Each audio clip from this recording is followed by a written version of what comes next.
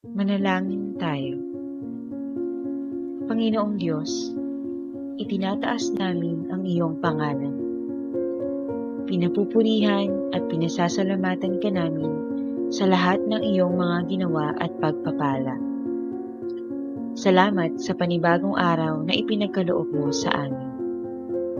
At sa oras na ito na kami ay muling natipon. Gabayan ninyo po kami sa aming mga gawain. Bigyan mo po kami ng talino at lakas upang magampanan po namin ang aming mga tungkulin. Buksan mo po ang aming isip at puso sa mga bagong kaalaman na aming matututunan. At nawa ay maging kagamit-gamit ang mga ito sa aming buhay at sa pagtulong sa aming kapwa. Ikaw po nawa ang maluwalhati sa lahat ng aming katagumpayan sa araw na ito. Ito lamang po ang aming dalangin sa pangalan ni Jesus. Amen.